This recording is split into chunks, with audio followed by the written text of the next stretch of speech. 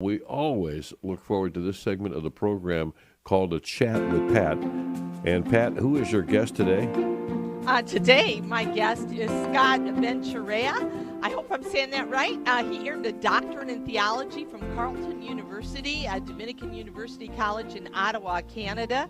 He's published in academic journals. He's published in numerous magazine articles. And the one we're talking about today, which is amazing, is from Crisis Magazine, Dr. YoungHoon Kim, How the World's Highest IQ Confirms the Harmony Between Science and Christian Doctrine. Welcome, Scott. How are you today? I'm doing well. Thanks for having me, Pat.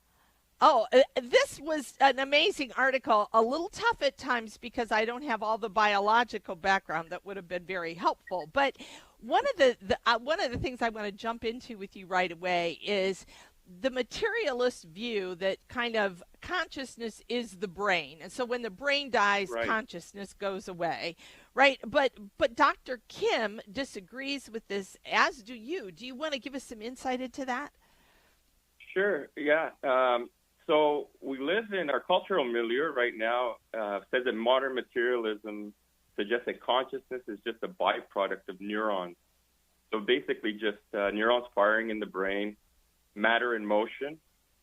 But on the other side, we have information theory that suggests something deeper. Information can exist across many mediums like USB sticks, hard drives, which I allude to in the article, and the cloud. And it doesn't lose its essence when it's transferred. So Dr. Kim uses this analogy to argue that consciousness itself may work in a similar way. When the body breaks down, the mind has information. It just doesn't disappear. It changes form. So this is developments in information theory are direct challenges to standard scientific materialism. And there's various lines of evidence within the scientific domain that challenge strict materialism. Many suggest that materialism is dead. Right. So he talks about quantum entanglement, too, as being a part Yes. of this consciousness. Can you explain that? Yeah, so this concept of quantum entanglement, it's a phenomenon where two or more quantum particles, which are the most fundamental units of matter, they still remain mysteriously connected despite their great distance. They could be in disparate places in the universe. So that when something happens to one of these particles, it affects the other one instantaneously, even if, like I mentioned, they're separated by enormous distances. So this Right. can't be explained by classical Newtonian mechanics. So I think that the takeaway from this is that it reminds us that reality has depths and connections that go beyond the simple material explanations. And that opens the window for thinking and how consciousness might actually transcend, the physicality of the brain, the material structure. Do we know how these particles get linked? So in terms of the linkage, I believe that's a rather mysterious component to it. We know that they affect one another, but, the classical Newtonian mechanics can't explain. And a lot of things in quantum mechanics we can quantify at the mathematical level, but to explain it, there's at least, in quantum mechanics, there's at least 11 different interpretations. So Wow. to have a direct explanation for what is causing this, it remains somewhat of a mystery. So you state that kind of his thoughts, Dr. Kim, who has like an IQ of 256 or 57, that your thoughts and research aligns with what he's saying. What have you found in your research? Yeah, so my research relates to science and theology and their relationship. So I see them as always working together. And so what I found fascinating is that somebody had actually sent me a link to one of his X posts, and I saw that he was talking about consciousness and, issues related to science and theology. And I thought, this relates back to my work.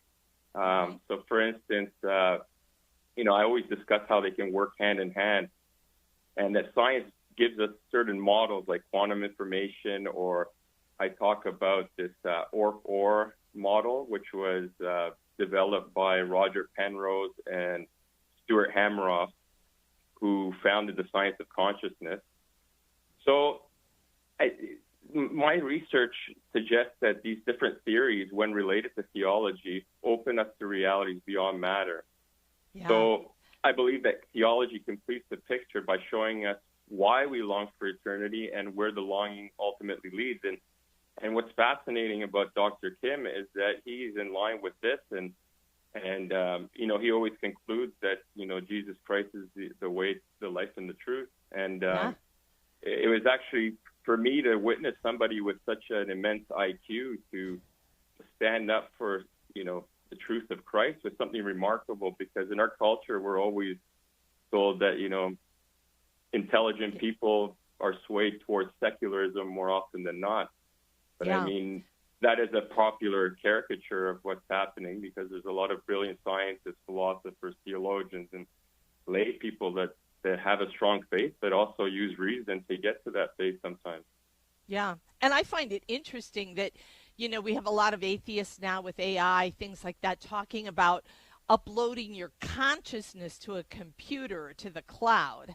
And you say, and so does Dr. Kim, that just happens in the sense of the created order is designed that way to make our consciousness go on. We don't need to upload it to a computer. Am I correct there?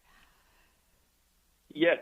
Yeah, this is the way that consciousness operates. But, you know, and I don't know if you had a chance to look at my YouTube presentation that I presented in 2020 at the Science of Consciousness. So what's interesting about this is that we have the futurists, you know, people like Ray Kurzweil, and, you know, even Elon Musk and others. You know, some of these concepts go back to Pierre Teilhard de Chardin, who was considered a heretic for many years. But this whole transhumanist concept that now they want to artificially try to emulate the afterlife through trying to preserve consciousness through material mediums, even after the person ceases to exist. But the personality doesn't remain there. And many aspects of the human person do not remain there, so they're not equivalent. But there is something deep within the universe that allows for consciousness to be transmitted throughout the universe and for us to communicate with one another. So the structure of the universe permits consciousness, and it actually fosters it.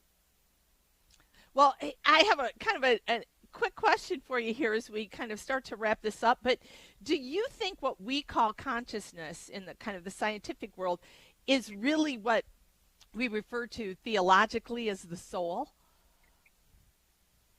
I wouldn't equate them on the same level, but they're, you know, I would say that consciousness is the seat of the soul. So, you know, consciousness is the connection between the body and the soul. The soul, I think, encompasses something much deeper, but they're very inextricably linked, obviously. And so consciousness is what defines the human person, especially within our physicality, but the connection with the body, but it goes beyond that as well. I like that idea that it is the link between the body and the soul. I like that. That's wonderful. Well, thank you, Dr. Ventureyra. I just really appreciate you being on today. This is a fascinating topic. Well, thanks a lot for having me, Pat. God bless. Yeah. Have a great weekend. Bye-bye.